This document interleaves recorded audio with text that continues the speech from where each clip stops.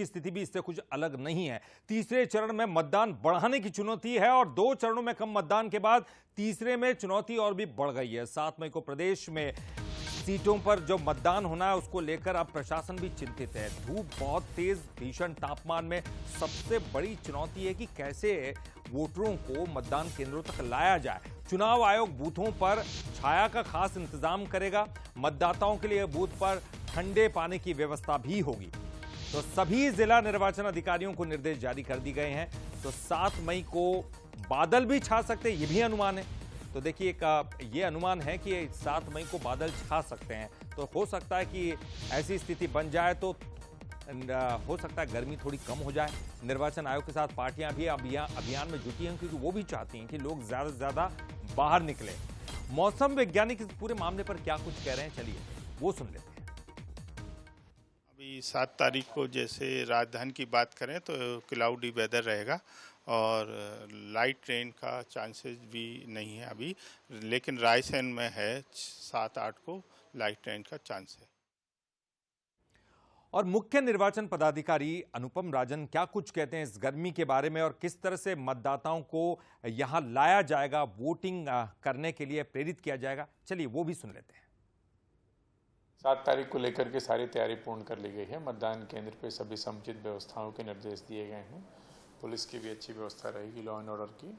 जन जागरूकता के लिए भी प्रचार प्रसार किया जा रहा है। तो गर्मी को देखते हुए भी सारी आवश्यक व्यवस्थाएं की गई हैं।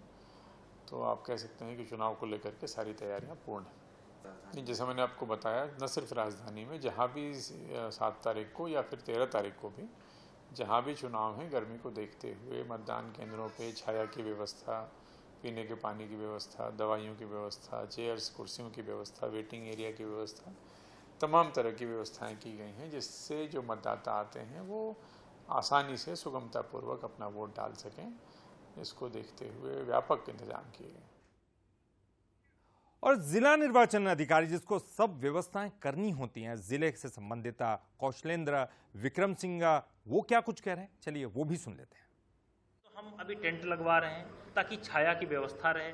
यथासंभव जगह समाज के सहयोग से बहुत सारी जगहों पर हम नींबू, छाछ, ये सब पीने की व्यवस्था कर रहे हैं। मैंडेटरी हम अपनी तरफ से हर जगह ORS के घोल, अभी मटके का ठंडा पानी, ये सब व्यवस्थाएं कर रहे हैं। बैठने की व्यवस्था कर रहे हैं। कोई महिला या दिव्यांग है तो उसको प्रायोरिटी दी जाएगी, जैसे 2 महिलाएं फिर 1 पुरुष। ऐसे दिव्यांग है डायरेक्ट, अगर कोई एजेड व्यक्ति आ गया वो सबसे पहले और लोगों से उसे प्रायोरिटी मिलेगी।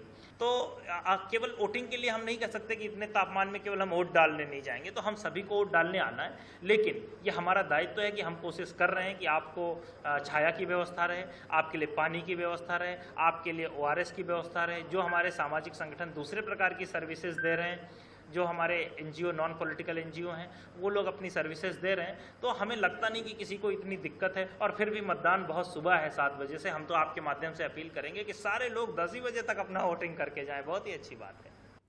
तो देखिए, प्रशासन ने तो अपनी तरफ से पूरी तैयारियां कर रखी है। मौसम विभाग के अधिकारियों ने भी कह दिया है कि यहां पर गर्म मौसम रहने वाला है, लेकिन अपने अपने घरों से तो लोग बाहर निकलेंगे अपने अपने कामों से, तो मतदान करने के लिए भी जाए, क्योंकि प्रशासन की तरफ से तैयारियां भी हैं।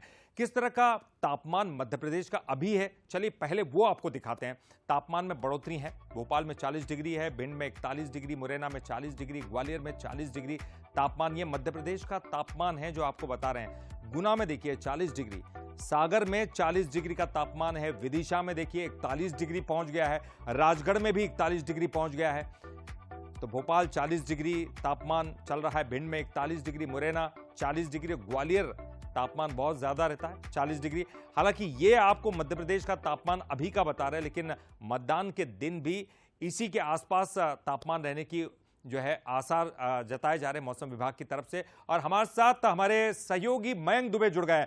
मयंक, बड़ी चुनौती, हमने अभी सारी बाइट सुनी और तमाम बयान सुने, उसके आधार पर तो ये कह सकते कि प्रशासन पूरी तरह से तैयारियां कर रहा है, लेकिन बड़ी चुनौती होगी मतदाताओं को वोटिंग स्थल पर लाना।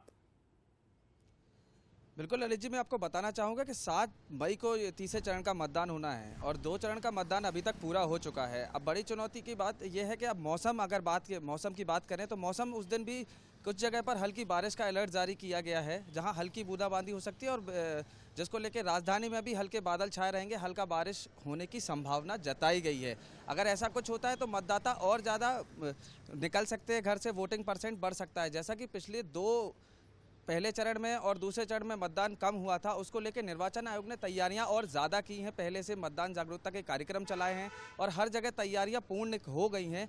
जैसे कि और जगह पर चेयर्स लगना, वेटिंग लिस्ट में जो लोग आए हैं उनके लिए रुकना, पानी की ठंडे पानी की व्यवस्था होना, बुजुर्गों के लिए व्यवस्था होना, दिव्यांगों के लिए व्यवस्था होना, ये सारी चीज़ें की गई हैं और निर्वाचन आयोग ने पूरी तरह तैयारियां पूरी कर ली हैं। और मौसम विभाग का भी यही कहना है कि हाँ, उस दिन बारिश का मौसम, जब सभी जगह बारिश हल्की हल्की अगर हो सकती है तो मौसम शाम तक जो कि है ठंडा बना रह सकता है, जिसको लेकर मतदान प्रतिशत और ज़्यादा तीसरे चरण में बढ़ सकता है। जी ललित। चलिए बैंक, बहुत बहुत शुक्रिया आपका इस पूरी जानकारी के लिए। बात